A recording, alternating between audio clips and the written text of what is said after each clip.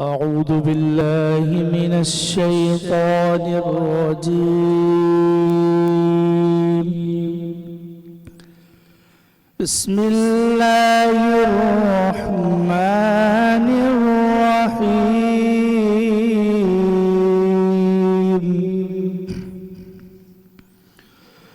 يا أيها المدثر قم فأنذر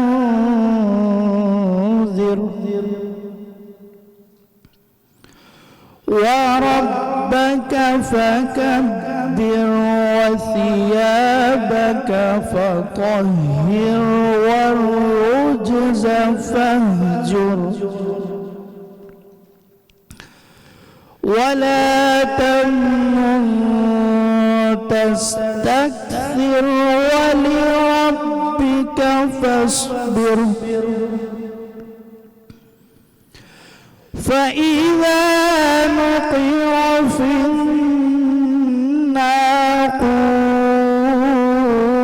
الناقور فذلك يومئذ يوم عسير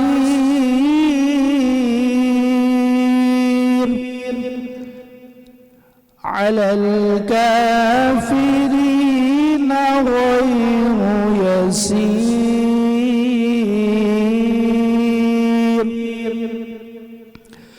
ذرني ومن خلقت وحيدا وجعلت له مالا ممدودا وبنين شهودا ومهدت له تمهيدا آمنت بالله صدق الله العظيم सुभान अल्लाह। आऊज़ु बिल्लाहि मिनश शैतानिर रजीम बिस्मिल्लाहिर रहमानिर रहीम। बारान रहमत। आज न्यूज़ की सहरी ट्रांसमिशन में मैं हूं आपका मेज़बान सैयद शहरियार आसिम। आज हम 22वीं सहरी की निशिस्त में मौजूद हैं और हमारा आज का मौजू है कुरान पाक की फजीलत। कुरान पाक को अल्लाह ताला ने 23 साल के अरसे में नाजिल किया। कुरान पाक की शान ये है कि अल्लाह पाक कुरान पाक में फरमाते हैं कि अगर कुरान पाक को किसी पहाड़ पे नाजिल किया जाता तो वो खुदा के खौफ से रेजा रेजा हो जाता। और ये मिसाल इसलिए लोगों के आगे बयान की जाती है ताकि वो अपनी हालत पर गौर करें। आज हम बात करेंगे कुरान पाक पढ़ने की क्या फजीलत है, इसके अलावा हम किस तरह कुरान पाक पढ़ के अपने रब को राजी कर सकते हैं। हमारे साथ मौजूद हैं मुफ्ती मोहसिन साहब। अस्सलाम वालेकुम। वालेकुम व रहमतुल्लाह। हमारे आज के मेहमान हैं मोहम्मद अकरम राना, वाइस चेयरमैन हैं ऑल कराची ताजिर इत्तेहाद के। अस्सलाम वालेकुम, आपको भी खुशामदीद कहते हैं। हमारी दूसरी मेहमान है उरूज वासिफ, फिटनेस ब्लॉगर हैं और सोशल वर्कर हैं। अस्सलाम वालेकुम, आपको भी खुशामदीद कहते हैं। अपनी निशिस्त को हम आगे बढ़ाते हैं और आज हमारे साथ मौजूद हैं फैजान कादरी। इनसे दरख्वास्त करूंगा कि नाते शरीफ पेश करें। उनका मंगता हूँ, उनका मंगता हूँ जो मंगता नगी गोने देते। उनका मंगता हूँ जो मंगता नगी गोने देते। ये हवाले मुझे रुसवा नगी गोने देते। ये हवाले मुझे रुसवा नगी गोने देते। उनका मंगता हूँ मेरे गए ऐब की करते गए वो पर्दा पोशी। जुल्मों को तमाशा नहीं होने देते, मेरे जुल्मों को तमाशा नहीं होने देते, उनका मंगता हूँ अपने मंगतों की वो फहरिस्त में रखते गए मुझे, अपने मंगतों की वो फहरिस्त में रखते गए मुझे, मुझको मोहताज ज़माने का नहीं होने देते,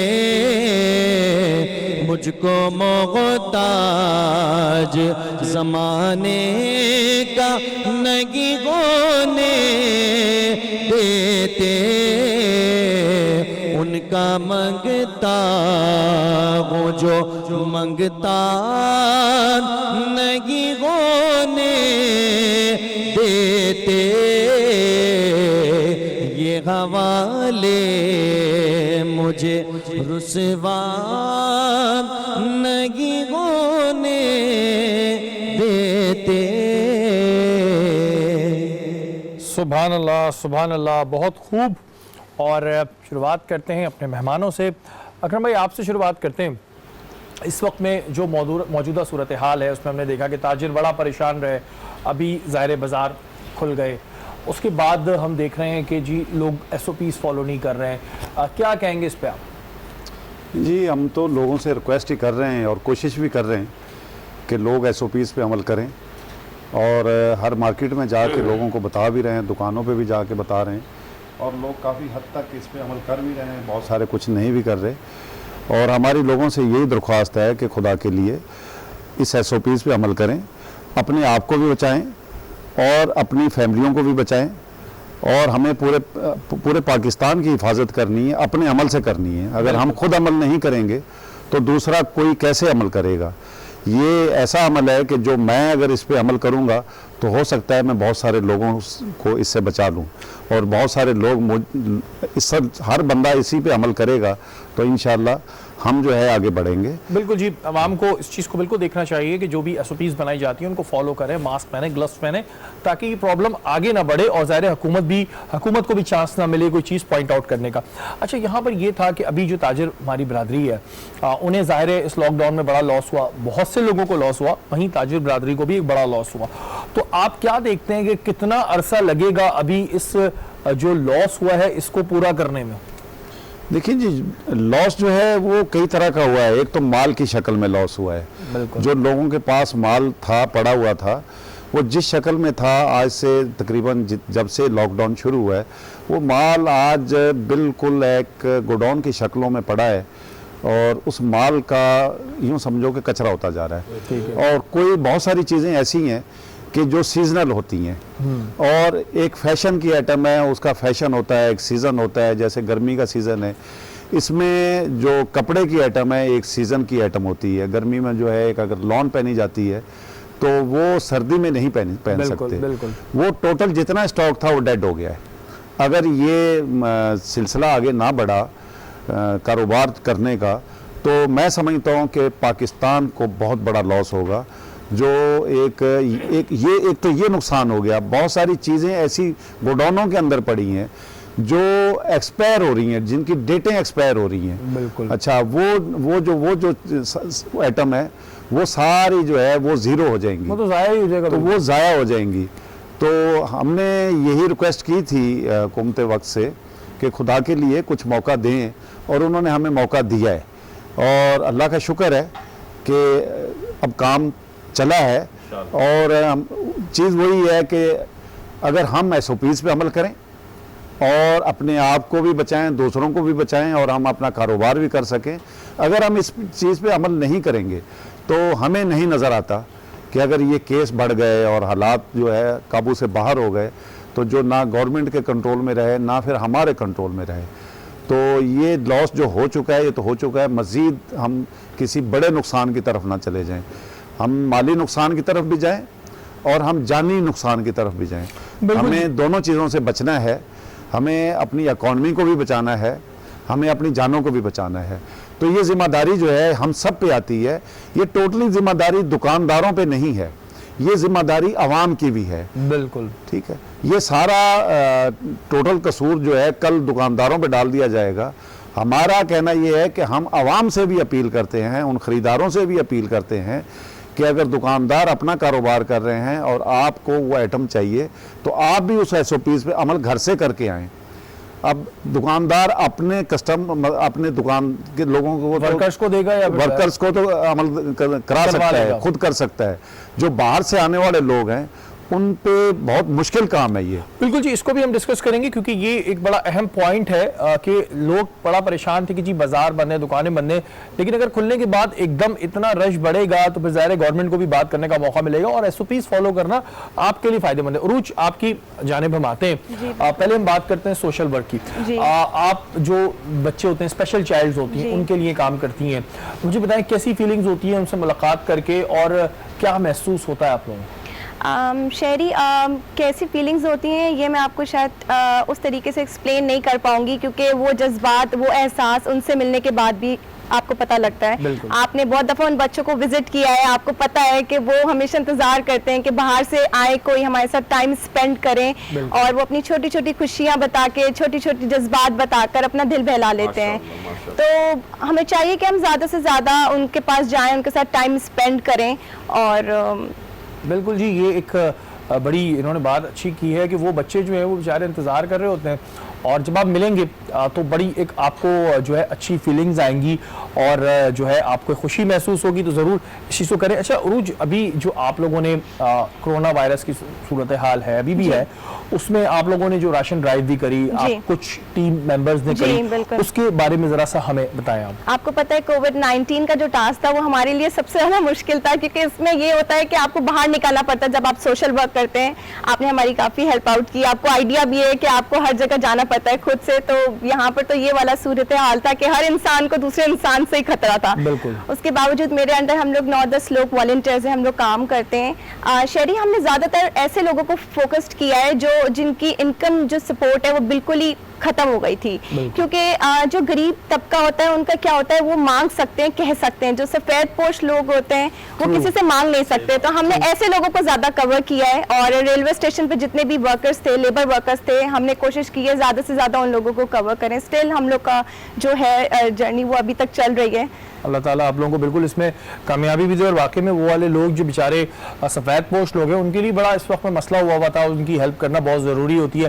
फिर बहुत से लोग बेरोज़गार हो गए और ज़ाहिर उनकी जॉब्स चल रही थी, अच्छी जॉब चल रही थी, कोई लोग डेली वेजेस पे भी अच्छा कमा लेते थे, 1500-2000 डेली वेज कमा लेते थे, लेकिन वो भी जो है एकदम अभी बंद हो गया है। बहुत सी जगहों पर अभी भी स्टिल बंद है, तो उन लोगों की हेल्प बिल्कुल करनी चाहिए। मुफ्ती साहब आपकी जानिब आऊँगा, हमारा आज का मौजू है कि कुरान पाक की फजीलत और कुरान पाक के लफ्जी मायने क्या है, थोड़ा उसको बयान कीजिए। जी बिस्मिल्लाहिर्रहमानिर्रहीम। कुरान पाक, अगर सबसे पहले तो कुरान पाक की आयत में आपके सामने तिलावत करना चाहूँगा। शाहर रमज़ान अल्लज़ी उन्ज़िला फ़ीहिल कुरान आमनतु बिल्लाहि सदक़ल्लाहुल अज़ीम। अल्लाह कुरान पाक में फरमा रहा है कि हमने कुरान पाक को रमज़ान के महीने में नाज़िल फरमाया। बेशक। अच्छा, कुरान पाक के कई मायने हैं, लेकिन उसमें से एक मायने जो आते हैं कि कुरान पाक बार बार पढ़े जाने वाली किताब है, और ये वो किताब है जिसको अल्लाह ताला ने उम्मत मुस्लिमा के लिए तो भेजा, लेकिन हिदायत जो रखी वो पूरी कायनात के इंसानों के लिए रखी। कुरान ने फरमाया हुदल लिन्नास, कि ये जो आई है किताब जिसे रमज़ान में अल्लाह ने नाजिल किया, मकसद ये था कि जो इंसान भटक गया है, जो इंसान गुमराह हो गया है, उस इंसान को हिदायत अगर मिलनी है तो इस कुरान से मिलनी है। तो इसलिए फरमाया हुदल लिन्नास। इस कुरान का मौजू ही यही है कि जब आप कुरान को उठा के देखिए तो अल्लाह ताला इस कुरान से लोगों को हिदायत देना चाहता है, लेकिन अब लोगों पर है कि लोग इसे हिदायत लेके पढ़ना चाहते हैं या गुमराही लेके पढ़ना चाहते हैं। कि कुरान ने फरमाया युदिल्लु बिही कसीरा, कि बहुत से लोग गुमराह हो जाएंगे, वो यहदी बिही कसीरा, और बहुत से लोग हिदायत पा जाएंगे। तो कुरान वो है जो जिस नीयत से पढ़ेगा उसे वही मिलेगा। हिदायत की नीयत से पढ़ेगा, अल्लाह उसे हिदायत देगा। अगर गुमराही की नीयत से पढ़ेगा, वो शायद गुमराह हो जाएगा। मुफ्ती साहब, यहाँ पे मेरा एक बहुत अहम सवाल है जिसको हम ब्रेक के बाद कंटिन्यू करेंगे। वो सवाल ये है कि गुमराही कुरान पाक पढ़ने से कैसे होगी। इस चीज को हम ब्रेक के बाद कंटिन्यू किए करेंगे। यहाँ वक्त हुआ है ब्रेक का, ब्रेक के बाद हाजिर होगा।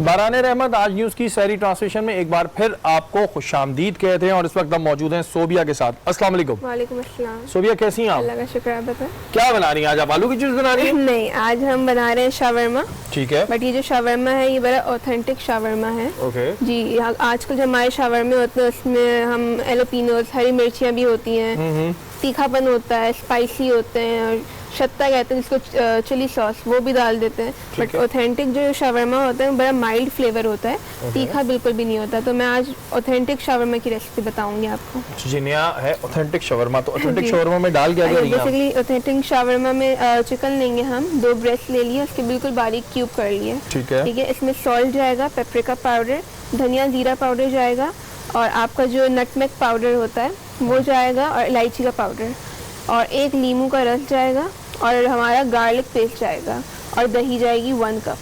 इसको हम पूरा अच्छे से मैरिनेट करके इसको थोड़े से तेल में पका लेंगे। फिर जब असेंबल करेंगे तो हम ये रखेंगे, अपना चिकन रखेंगे, अपनी सॉस डालेंगे। जो सॉस बनेगी वो बनेगी योगर्ट से। ठीक है। 1 कप योगर्ट, 1 कप मायोनीज और फ्रेश गार्लिक जो होता है आपका वो आपने मिक्स करना है और इसकी आपकी ड्रेसिंग बन गई। ठीक है। इसके साथ हम इसके ऊपर डालेंगे चॉप टोमेटोज और ये जो खीरे कुकम्बर हैं, खीरे हैं, इनको मैंने बारीक काट के सिरके में भिगो दिया जी, ताकि ये खट्टे हो जाएं। ओके। फिर हम इसको असेंबल करेंगे अच्छे से और फ्राइज डालकर इसको पैक रोल कर देंगे। अच्छा, इसके अंदर ही फ्राइज डालें? जी बिल्कुल। मैं समझा वो साथ देते हैं ना बर्गर वाले। नहीं, बिल्कुल भी नहीं देंगी आप? अंदर ये फोल्ड होंगे। है, मैं इतना खुश हो रहा था, मैंने कहा वो रखे हुए होंगे साथ में फ्राइज होंगे। मैं साथ में भी रख दूंगी आपके लिए। नहीं, आप नहीं कर दीजिएगा, फिर आप बोलेंगे ये कम पड़ गए। नहीं। और ये आज हमें ऑथेंटिक शवरमा बनाना सिखा रही हैं और बहुत मजे के खाने बनाती हैं, नो डाउट। मैं बिल्कुल झूठ नहीं बोल रहा कि अक्सर होता है ये शोज में कोई कुकिंग शो हो रहा होता है तो खाना अच्छा हो या ना हो बोलना पड़ता है, लेकिन सीरियसली ये बहुत अच्छा जो है खाना बनाती हैं। अपनी निशिस्त को हम आगे बढ़ाते हैं। हमारे साथ मौजूद हैं उम्मे सफिया। इनसे दरख्वास्त करूंगा कि नाते शरीफ पेश करें। ज़मीं मैली नहीं होती, ज़मन मैला नहीं होता, ज़मीं मैली नहीं होती, ज़मन मैला नहीं होता, ज़मीं मैली नहीं होती, ज़मन मैला नहीं होता,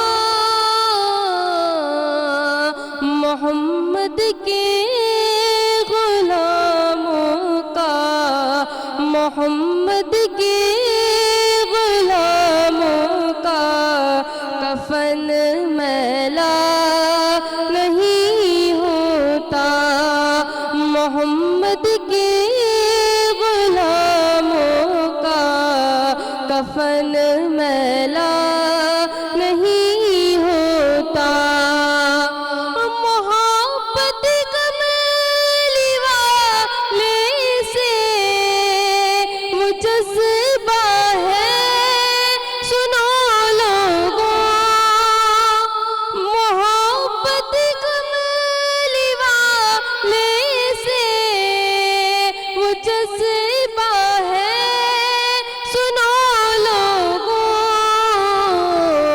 ये जिस मन में समा जाए, ये जिस मन में समा जाए, वो मन मैला नहीं होता, मोहम्मद के गुलामों का कफन मैला नहीं होता। सुभान अल्लाह बेटा, बहुत खूब, बहुत अच्छी आपकी आवाज़ भी माशाल्लाह और आपके लिए बहुत सारी दुआएं इस रमज़ान मुबारक के महीने में। अल्लाह ताला आपको बहुत सी खुशियां दे, आपका नसीब अच्छा करे। और जब हमारी बहनें आके इस तरह यहाँ पे पढ़ती हैं तो बड़ी दिल से दुआ भी निकलती है इनके लिए। और उसी जवाब से, सवाल से मैं आऊँगा जो मुझे थोड़ा सा कंफ्यूज हुआ मुफ्ती साहब कि आपने फरमाया कि कुरान पाक से जो है हिदायत भी मिलेगी और जो लोग उसको आपने जरा जवाब नहीं दिया। कुरान पाक में अल्लाह ने खुद वादे फरमाया युदिल्लु भी कसीरा व यहदी भी कसीरा। अच्छा, कुरान में रब ने फरमाया कि बहुत से लोग हिदायत पाएंगे और बहुत से लोग गुमराह हो जाएंगे। गुमराह, बिल्कुल। अब इससे गुमराह से मुराद के फस्अलु अहल ज़िक्र इन कुंतुम ला तालमून, लोग कुरान की ज़ाहिरी मानने को लेकर उसकी जितने बातनी कैफियत या उसकी तफसीर को नहीं, या उसके असल हक़ाइक़ और वाक़यात को नहीं पढ़ेंगे, बल्कि जो ज़ाहिरी बात ली उससे अपना एक तावील निकाल कर अपना ही माने निकाल लेंगे। अच्छा। जब अपने माने निकाल लेंगे तो फिर वो गुमराहियत की तरफ चले जाएंगे। इसलिए कुरान ने फरमाया कि तुम पूछो फस्अलु अहल ज़िक्र इन कुंतुम ला तालमून, कि तुम पूछो अहले ज़िक्र से अगर तुम नहीं जानते हो। ये जो उलमा होते हैं या फ़ुक़हा होते हैं या मुफ्तियान अज़्ज़ाम होते हैं या शेखुल हदीस या मुफस्सिर होते हैं, इसलिए फरमाया गया कि उनसे आप पूछें कि अगर आपको कोई बात नहीं समझ में आ रही। लेकिन अगर आप कुरान को इसलिए से पढ़े कि जो मैं सोच रहा हूँ वही सही है, ऐसा नहीं, बल्कि आप सोचें जो तो तर्जुमा होता है तो उससे मतलब मकसद। फिर मैं देखिए तर्जुमा बिल्कुल है, लेकिन फिर है कि आपकी नीयत क्या है। मैंने कहा ना कि अगर आप हिदायत लेकर कुरान से पढ़ेंगे तो अल्लाह आपको कुरान से हिदायत देगा। लेकिन अगर आपने जो नीयत सोची कि यार मुझे ये मसला मिलना चाहिए, क्योंकि कुरान में हर चीज़ अल्लाह ने रखी, कुरान में हर नेमत अल्लाह ने रखी है और अल्लाह ताला ने हर चीज़ वादे की है। लेकिन अगर आप अपने जहन में कुछ और बना के सोच के आप उसको पढ़ेंगे यार मुझे ये चीज़ मिल जाए, तो कुरान आपको वो भी वादे कर देगा। तो गुमराहियत से मुराद ये कि इंसान या कोई भी शख्स कुरान को पढ़े, हिदायत की तरफ लेके इसलिए फरमाया पढ़े, और अगर कुछ मसला समझ नहीं आ रहा तो उलमा कराम, मुफ्ती कराम से पूछे, खुद माने पढ़कर अमल करना ना शुरू कर दे। बिल्कुल जी। और मुझे तो इस बात पे हैरत ही हुई थी कि गुमराह कैसे होंगे कि जब भी हम कुरान पाक पढ़ते हैं तो वैसे ही हमारे दिल में एक नूरानियत सी आने लगती है, एक हमें सुकून मिलने लगता है। तो बिल्कुल सच्चे दिल से आप हिदायत लेके पढ़ रहे हैं, सच्चे दिल से पढ़े और अल्लाह ताला जो है हमें उस पर अमल करने की भी तौफीक अता फरमाए। अकरम भाई, आपकी जानिब आऊँगा। आपका माशाल्लाह रेस्टोरेंट भी है, बड़ा रेस्टोरेंट है। इस वक्त में तमाम रेस्टोरेंट बिजनेस बंद हुए हुए और काफ़ी दिनों से बंद हुए हुए हैं, तो जो वर्कर्स हैं और जो मालिकान हैं उनकी क्या इस वक्त पोजीशन बनी है? जी, मालिकान की तो पोजीशन जो है बिल्कुल ही ज़ीरो है और वर्कर जो हैं बेचारे बहुत परेशान हैं। रेस्टोरेंट पे ज़्यादातर लोग जो है वो डेली वेजेस के लोग होते हैं। ठीक है।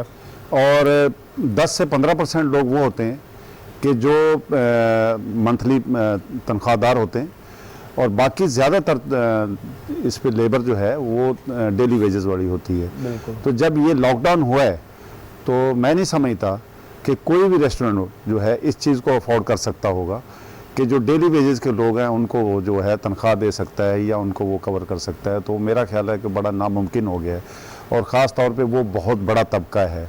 बिल्कुल, और बहुत बड़ा तबका है। रेस्टोरेंट एक इंडस्ट्री है। रेस्टोरेंट एक मतलब है कि कोई रेस्टोरेंट एक चीज़ नहीं है, रेस्टोरेंट एक इंडस्ट्री है और इसके साथ बहुत सारी चीज़ें जुड़ी हुई हैं। इसके साथ बहुत सारी चीज़ें जुड़ी हुई हैं, मतलब फूड की आइटम बहुत सारी जुड़ी हुई हैं। तो वो जब ये रेस्टोरेंट बंद हुए हैं तो उन सारी हर चीज़ पे फ़र्क पड़ा है, उन चीज़ों पे भी फ़र्क पड़ा है, उसके साथ भी लेबर लगी हुई है। बिल्कुल बिल्कुल। अच्छा, जब वो लेबर भी फारिग हो गई, ख़ास तौर पे जो रेस्टोरेंट के अंदर काम करती है वो भी लेबर फारिग हो गई, तो ये तो एक बेरोजगारी का यूं समझो कि एक तूफान खड़ा हो गया है। अच्छा, अभी भी रेस्टोरेंट्स तो खोलने की परमिशन नहीं है, उसके अलावा जिनका डिलीवरी का भी काम है वो भी, मुझे थोड़ा सा मैं कंफ्यूज हूँ कि वो सहरी के टाइमिंग्स पे नहीं खोल सकते अगर मैं गलत नहीं हूँ तो, और उसके अलावा जो टाइमिंग्स भी दिए गए हैं वो कुछ मुनासिब नहीं है, कुछ कम है।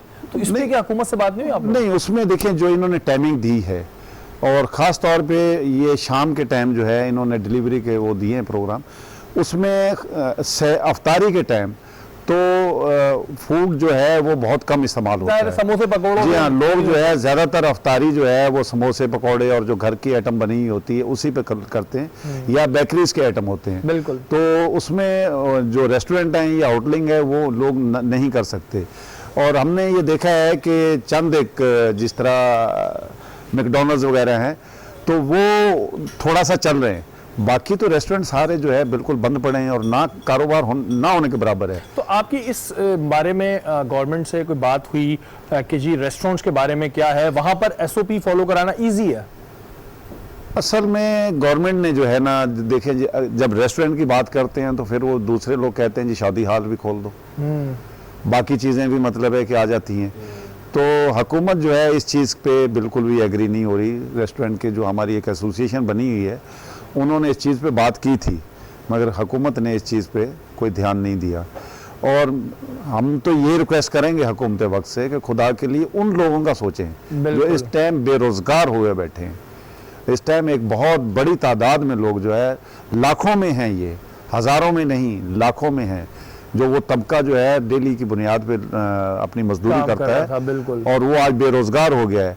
अच्छा, सबसे बड़ा एक जो मसला है कि उन बेचारों के पास और कोई फंड भी नहीं है और वो कुछ कर भी नहीं सकते। सही बात है जी, वो इस काम के अलावा कुछ नहीं कर सकते। बेचारों में ऐसे बहुत से होंगे जो टिप जो मिलती है, जी उससे जी, उनके बड़े अच्छे पैसे बन जाते हैं। उन्हीं से असल में रेस्टोरेंट पे तनख्वाहें बहुत कम होती हैं, टिप ज्यादा होती है, टिप ज्यादा होती है वेटर्स के लिए। वेटर्स के लिए खास तौर पे जो वेटर तबका है, अच्छा उनके पास कोई फंड नहीं है, कोई एजुकेशन नहीं है, कोई तालीम नहीं है।